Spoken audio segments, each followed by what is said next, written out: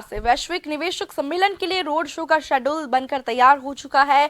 4 सितंबर को सम्मेलन के लिए दिल्ली में पहला रोड शो होगा। 14 और 15 सितंबर को एम्बेसडर मीट होगी। 9 अक्टूबर को मुंबई, 12 अक्टूबर को चंडीगढ़, 17 अक्टूबर को बेंगलुरु और 26 अक्टूबर को चेन्नई, 13 नवंबर को हैदराबाद में रोड शो होंगे। बता दें कि अमेरिका, दुबई और सिंगापुर में भी रोड शो किए जाएंगे। हालांकि रोड शो को लेकर तारीख तय होना बाकी है। 8 और 9 दिसंबर को देहरादून में इन्वेस्टर्स समिट का मुख्य कार्यक्रम होगा। सम्मेलन के लिए पीएम मोदी का समय अभी तक तय नहीं है। मुख्य कार्यक्रम की तारीख में बदलाव भी किया जा सकता है।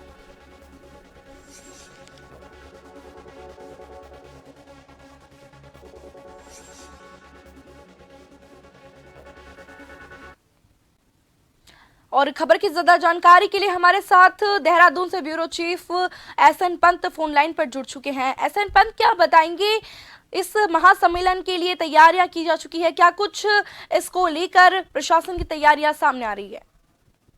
बिल्कुल, आपको बताना चाहूंगा, उत्तराखंड सरकार अपनी आर्थिकी को मजबूत करने के लिए, उत्तराखंड में रोजगार के सृजन को बढ़ाने के लिए, उत्तराखंड में व्यापार और कारोबारी जगत के लिए एक अच्छा वातावरण उपलब्ध कराने के लिए इन्वेस्टर समिट कराने जा रही है। और इन्वेस्टर समिट के लिए, क्योंकि वैश्विक निवेशक सम्मेलन के तौर पर इसको ब्रांडिंग कर रही है, और जिसके लिए 14 और 15 सितंबर को बाकायदा राज्य सरकार ने जो अपना कार्यक्रम एक शेड्यूल तय किया है, उस शेड्यूल के मुताबिक जो अलग अलग देशों के एम्बेसडर हमारे देश में रहते हैं, उनसे मुलाकात होगी और उनके देश में इस तरीके का रैली का शो किया जाएगा, आयोजन किया जाएगा, ब्रांडिंग की जाएगी, होल्डिंग पोस्टर बैनर लगाए जाएंगे और इनवाइट किया जाएगा उन तमाम कारोबारी जगत को, उन तमाम औद्योगिक घरानों को जो एक अच्छे वातावरण में अपने व्यापार को, कारोबार को बढ़ाना चाहते हैं, चाहे वो पैकेजिंग इकाई के तौर पर हो, चाहे वो मैन्युफैक्चरिंग इकाई के तौर पर हो, और उसके लिए प्रशिक्षित जो कौशल हुनर होता है, उसके लिए राज्य सरकार यहाँ पर तमाम लोगों को उपलब्ध कराएगी, अच्छा वातावरण देगी, उसके लिए अच्छे एनवायरनमेंट की व्यवस्था की जाएगी। इसके अलावा सबसे बड़ी बात है कि कानून व्यवस्था बड़े सुदृढ़ता के साथ इन औद्योगिक घरानों को दी जाएगी। सुरक्षा की व्यवस्था हो या कोई भी फाइलिंग की वन विंडो सिस्टम के माध्यम से किसी प्रकार का कोई क्लियरेंस हो तो उसको तय समय पर किया जाएगा। इसके लिए बाकायदा मुख्यमंत्री ने नोडल अधिकारी भी नामित किए हैं और वही पूरे इन्वेस्टर समिट में आने वाली तमाम कंपनियों, तमाम औद्योगिक घरानों की जो क्वेरीज होंगी उनको पूरा करेंगे, उनको उपलब्ध जमीनें करवाएंगे, उसके बाद उनका क्या प्रोजेक्ट होगा, उसका रोड मैप क्या होगा, कितना वो निवेश करना चाहते हैं, ये एक इन्वेस्टर समिट के माध्यम से पूरा एक कार्यक्रम किया जाएगा जिसका शेड्यूल तय किया गया है। 14 और 15 सितंबर को एम्बेसडर मीट की जाएगी, उसके बाद 9 अक्टूबर को मुंबई में और 12 अक्टूबर को चंडीगढ़ में, 17 अक्टूबर को बेंगलुरु में, 26 अक्टूबर को चेन्नई और 3 नवंबर को हैदराबाद में रोड शो किया जाएगा, जिसका मकसद होगा कि जो बड़े बड़े औद्योगिक घराने हैं, जो देश के किसी भी कोने में कोई भी अपनी फैक्ट्री, अपनी कंपनी, अपनी मैन्युफैक्चरिंग इकाइयां, अपनी पैकेजिंग इकाइयां को विस्तार देना चाहते हैं, तो उत्तराखंड सरकार और उत्तराखंड की जमीन उनका स्वागत करती है और उत्तराखंड में एक अच्छे वातावरण में वो अपने कारोबार को विस्तार दे सकते हैं। सिर्फ देश में ही नहीं बल्कि अमेरिका, दुबई, सिंगापुर में भी रोड शो किए जाएंगे, जिसके लिए अभी शेड्यूल जारी होना बाकी है। लेकिन 8 और 9 दिसंबर को एफआरआई देहरादून में इस इन्वेस्टर समिट को कराने का सरकार ने एक लक्ष्य निर्धारित किया गया है। हालांकि इन तारीखों में भी फेरबदल हो सकता है, क्योंकि प्रधानमंत्री कार्यालय के लिए बाकायदा उत्तराखंड सरकार ने न्योता भेजा है और बाकायदा उत्तराखंड के मुख्यमंत्री प्रधानमंत्री से मुलाकात करने के दरमियान ये बात बता चुके हैं कि इन्वेस्टर समिट के लिए उनको बतौर मुख्य अतिथि आने के लिए पूरे उत्तराखंड की ओर से वो गुजारिश करते हैं। लेकिन प्रधानमंत्री के कार्यक्रम के बीच में से शेड्यूल जब लग जाएगा और तारीख मुकर्रर हो जाएगी, उसके बाद ही इन्वेस्टर समिट के कार्यक्रम के स्थान पर उस तारीख को मुकर्रर किया जाएगा और एफआरआई देहरादून में कार्यक्रम दिसंबर के माह में किया जाएगा।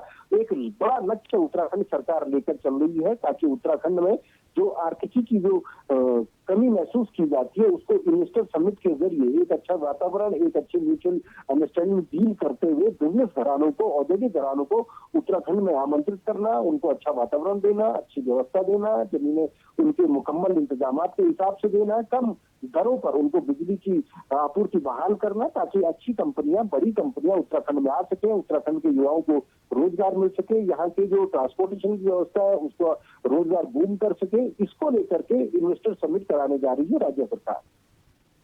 जी ऐसा तमाम जानकारी के लिए आपका बहुत बहुत शुक्रिया।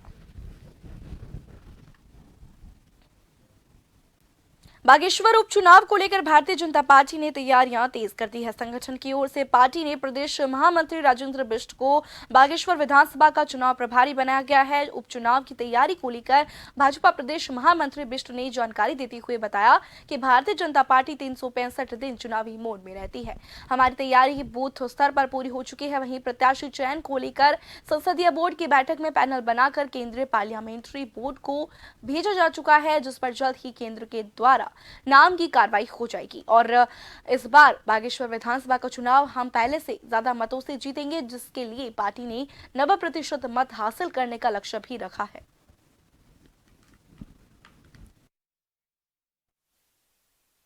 उपचुनाव को लेकर हमने सारी तैयारियां कर ली हैं और जहां तक उम्मीदवार की बात है, उम्मीदवार पर भी हमने कल अपनी कोर कमेटी की बैठक पैनल इत्यादि बन गए। पैनल इत्यादि केंद्र को जाएगा। केंद्र में जो भी डिसीजन होगा, जो भी निर्णय होगा, उसके आधार पर हमारा 1 या 2 दिन के अंदर वहाँ उम्मीदवार घोषित हो जाएगा। हमारी तैयारियां पूरी हैं और हमने वहाँ प्रत्येक बूथ तक, वहाँ 188 बूथ हैं उस विधानसभा के अंदर, और हमने पूरी तैयारियां कर रखी है वहाँ।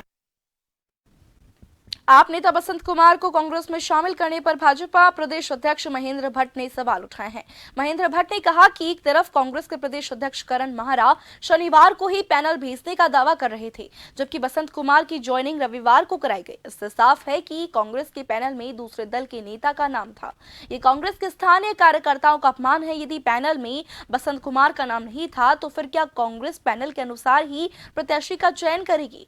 इस बीच भट्ट ने दावा किया कि भाजपा उपचुनाव में भी शानदार जीत दर्ज करेगी। करण महाराज जी कह रहे हैं कि हमने अपना 3 नाम का पैनल अपने पार्लियामेंट्री बोर्ड को भेजा है, तो करण महाराज जी आज ये स्पष्ट करेंगे कि बसंत कुमार का नाम पैनल में किस आधार पर गया। जो व्यक्ति कांग्रेस का सदस्य न हो उसका नाम आखिर किस आधार पर अपने सेंटर को उन्होंने भेजा है, या वो ये बताएं, स्पष्ट करें कि जो 3 नाम का पैनल भेजा है उसी में से कांग्रेस का प्रत्याशी बनेगा। और मैं शुरू से ही कह रहा था कांग्रेस अपने कार्यकर्ताओं छल करती है, और बसंत कुमार की ज्वाइनिंग के बाद अगर उनका टिकट होता है तो ये बात बहुत स्पष्ट हो जानी चाहिए कि जो पैनल कांग्रेस ने भेजा था उस पैनल में क्या ऐसे व्यक्ति का नाम भेजा पार्टी का सदस्य ही नहीं है।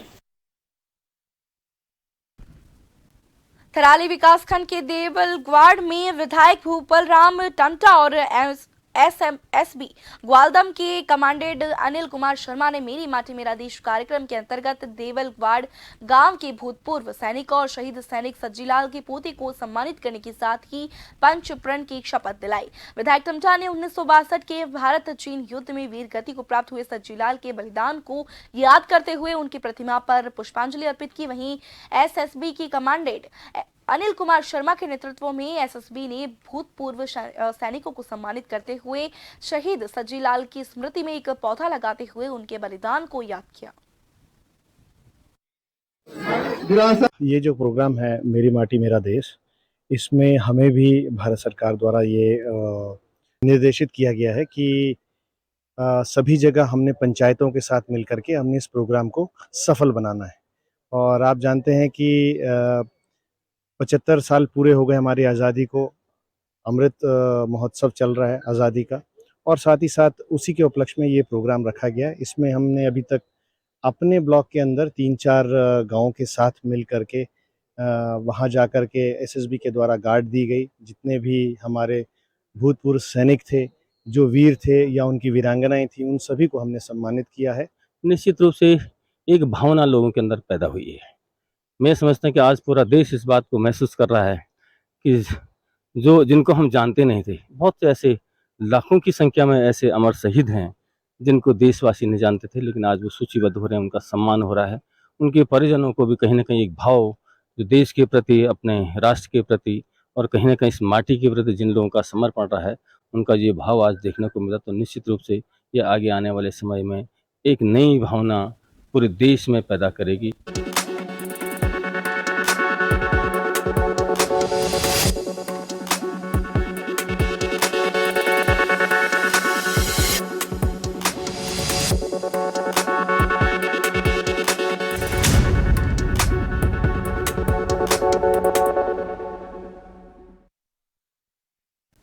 ब्रेक के बाद आपका स्वागत है। बढ़ेंगे खबर की ओर। स्वतंत्रता दिवस को लेकर चलाए जा रहे मेरी माटी मेरा देश और हर घर तिरंगा अभियान के तहत लोहाघाट क्षेत्र में 36 वाहिनी आईटीबीपी के जवानों ने कमांडेंट धर्मपाल सिंह रावत के नेतृत्व में लोहाघाट नगर में तिरंगा यात्रा निकाली और लोगों को अपने घरों में तिरंगा फहराने का आह्वान किया। इसी के साथ लोहाघाट थाने के एसओ मनीष खत्री के नेतृत्व में पुलिसकर्मियों और स्काउट गाइड ने तिरंगा यात्रा निकालते हुए भारत माता के जयकारे लगाए। स्वतंत्रता दिवस को लेकर महिलाओं में भी काफी जोश देखने को मिला। कोली ढेकी ग्राम प्रधान सरबजान के नेतृत्व में ग्रामीण महिलाओं ने तिरंगा यात्रा निकालने के साथ साथ झोड़ो झुमटों का गायन कर लोगों को अपने घरों में तिरंगा फहराने के लिए प्रेरित किया और देश के लिए शहीद हुए सेनानियों को याद करते हुए श्रद्धांजलि दी। आज़ादी का अमृत महोत्सव का हमारा एक कार्यक्रम चल रहे हैं, पूरे देश भर में चल रहे हैं। तो इसी क्रम में हमारे स्काउट गाइड्स के जो हमारे बच्चे हैं और टीचर्स हैं, इनके सहयोग से यहाँ पे तिरंगा यात्रा का एक आयोजन किया जा रहा है। इसका मूल उद्देश्य है कि हमारे बच्चों में, नौनिहालों में, हमारे युवकों में और हमारी आने वाली पीढ़ी में जो हमारे देशभक्ति के पूरा रंग है उसे कूट कूट के भरना। और साथ ही हम सबको ये याद करने का समय है कि किस प्रकार हमारे स्वतंत्रता संग्राम सेनानियों ने जो है काफी संघर्ष करके जो है एक आज़ादी हमें दिलाई थी। और आज जो भी हम यहाँ पर हैं वो हम सब अपने स्वतंत्रता संग्राम सेनानियों की जो उनका जो योगदान है, उनकी जो उन्होंने जो अपने सर्वस्व निछावर किया, इसी की वजह से। जोशीमठ के टंगड़ी गांव तक जाने वाली 4 किलोमीटर कच्ची सड़क बाधित पड़ी हुई है, जिसके चलते स्थानीय ग्रामीणों को अपने गंतव्य तक जाने के लिए भारी दिक्कतों का सामना करना पड़ रहा है। वहीं स्थानीय ग्रामीणों का आरोप है कि टंगड़ी गांव तक जाने वाली 4 किलोमीटर कच्ची सड़क निर्माण कार्य कई वर्षों से पूरा नहीं हो पाया है, जिसके चलते लोगों को सड़क होते हुए भी कई किलोमीटर पैदल आवाजाही करनी पड़ रही है। ग्रामीणों का कहना है कि अगर गांव तक जाने वाली सड़क कई जगह पर भूस्खलन के चलते पूरी तरह से क्षतिग्रस्त हो चुकी है।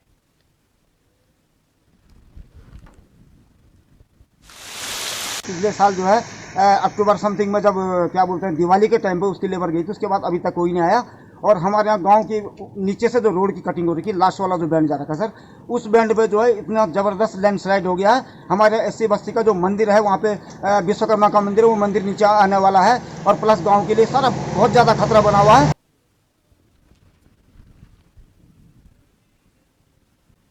कलियर थाना क्षेत्र के माजरी गुमवाला गांव के पास महिला और पुरुष पर गुलदार ने हमला कर दिया। हमले से गंभीर रूप से वे दोनों घायल हो गए। महिला ने बड़ी मुश्किल से अपनी जान बचाई। महिला की आवाज सुनकर ग्रामीणों ने मौके पर पहुंचकर घायल महिला और पुरुष को उपचार दिलवाया। बाइक सवार इमली खेड़ा जा रहे थे। गुलदार ने अचानक उन पर हमला बोल दिया था, जिसमें गुलदार के हमले से महिला गंभीर रूप से घायल हो गई और गुलदार के हमले से दोनों ने बमुश्किल अपनी जान बचाई। स्थानीय निवासियों ने पिंजरा लगाने की प्रशासन से मांग की है।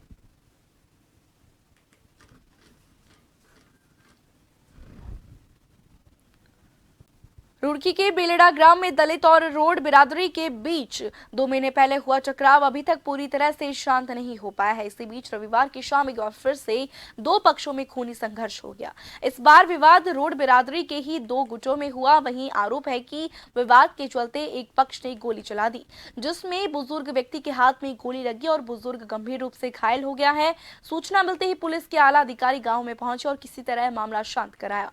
साथ ही घायल को रुड़की के सरकारी हॉस्पिटल भेजा गया है। वहीं तनाव को देखते हुए गांव में पुलिस बल को तैनात किया गया है।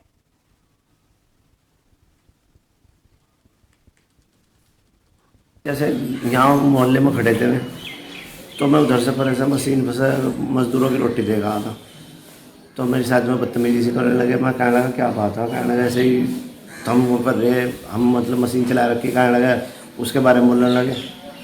मैं बोला मैं ऐसी तो कोई बात नहीं आया, कहने लगा नहीं नुहा, गाली को लॉन्च करने लगे। उन्होंने फिर पापा आ गए, पापा चोड़ कहने लगा चलेंगे उधर, उन्होंने वो सब धक्का दे दिया। उसके बाद उन्होंने बदतमीजी जो करी, फिर मारपीट सी हुई। मारपीट सी होने में बाद में फिर उन्हें मोहल्ले पड़ोस वालों ने हाथ से जोड़ कर कहा भाई चलो छोड़ दो, हम भी इधर को आए, उन्हें परे को चले गए। फिर उसके बाद में कई सारे जने कोई तलवार, कोई कहना हथियार लेकर गोली चलाई उन्होंने 2-3, पापा को गोली लगी, यहाँ बाजू को। ये लोग कौन थे? ये रोड यहाँ हमारी बिराज में है। अच्छा, आप तो इनकी पता नहीं कहाँ है, घरों में अपने। जिनके उनका महेंद्र सिंह जी बेल्ट टूट गई जब। हाँ जी, तैयारी देखी थी रात की, पुलिस मौके पर आ गई थी, उन्होंने खोके भी बरामद करे यहाँ से। उत्तराखंड में भारी बारिश का दौर लगातार जारी है। लगातार बारिश के चलते माल देवता में देहरादून डिफेंस कॉलेज की इमारत रह गई। घटना का वीडियो भी सामने आया है। घटना में दिख रहा है कि इमारत कैसे कुछ ही सेकंड में ताश के पत्तों की तरह ढह गई। उत्तराखंड के कई जिलों में भारी बारिश हो रही है। कई इलाकों में फ्लैश फ्लड से हालत खराब है। देहरादून में भी गंभीर जलभराव की खबर है। शहर में जारी भारी बारिश से लोगों को कई तरह की मुश्किलों का भी सामना करना पड़ रहा है।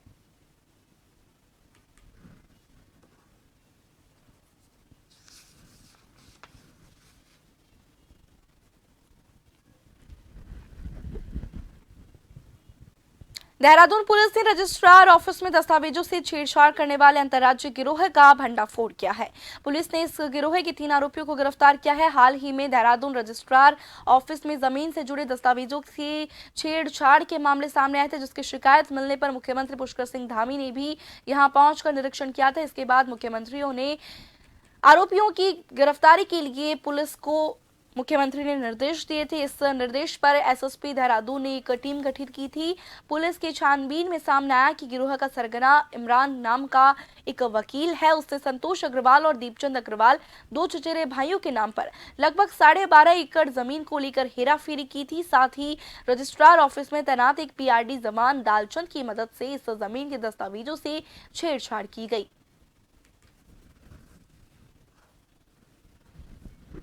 फौज तरीके से मतलब रजिस्ट्री कॉपी तैयार करके और सब रजिस्ट्रार ऑफिस वालों से मिल करके उसको किया। और इससे सब रजिस्ट्रार ऑफिस में जो एक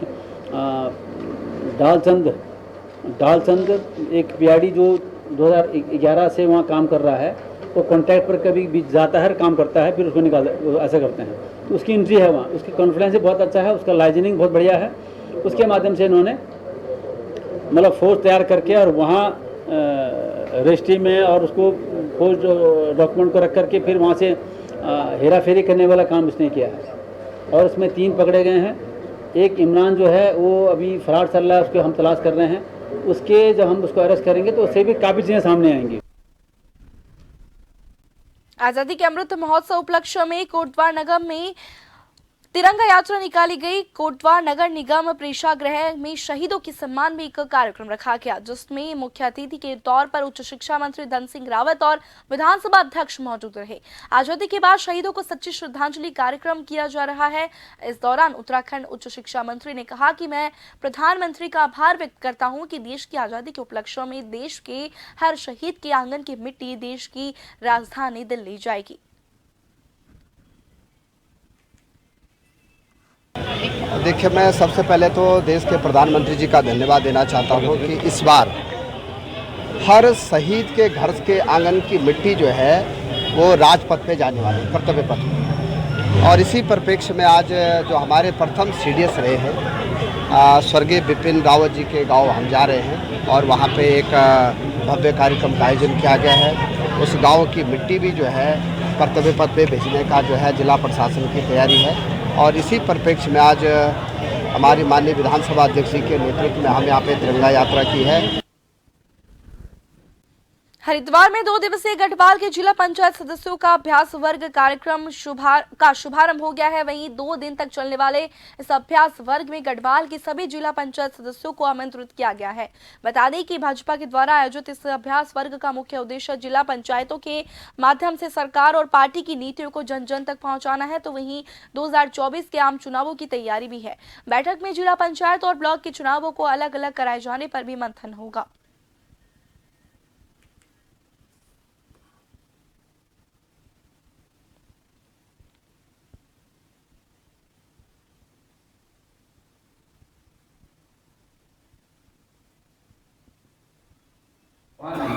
आपका भी बहुत स्वागत। जो हमारे जनप्रतिनिधि पंचायत क्षेत्र के हों, सब जनता जुड़े होते हैं विकास की योजनाएं अब ग्राम स्तर तक पहुंचाने में पंचायत के सदस्य बहुत बड़ा योगदान रहता है। स्वाभाविक रूप से आज हम जिला पंचायत का वर्क कर रहे हैं, बाद में हम बीडीसी मेंबर, ब्लॉक प्रमुख और अंत में ग्राम पंचायत जुड़े प्रधानों के साथ में हमारा सीधा लिंक होगा। 2024 से पहले हर जनप्रतिनिधि पार्टी को विजय दिलाने में सहायक सिद्ध हो, इस उद्देश्य हमारे वर्क। पंचायतों को बुलाया गया है, पंचायतें मजबूत होगी तो देश मजबूत होगा। और यहाँ पर जो माननीय प्रधानमंत्री जी के कार्यक्रम है और हमारी माटी हमारा जो है, जो देश है, उस कार्यक्रम के बारे में पूरी रूपरेखा बताने के बारे में यहाँ हम आए हुए हैं, जिसमें ध्वजारोहण होगा, शिलापट लगेगा, फलकम लगेंगे और शपथ ली जाएगी, पंचप्रण लिए जाएंगे। और इसी के साथ इस बुलेटिन में फिलहाल इतना ही। बने रहिए जन टीवी के साथ। नमस्कार।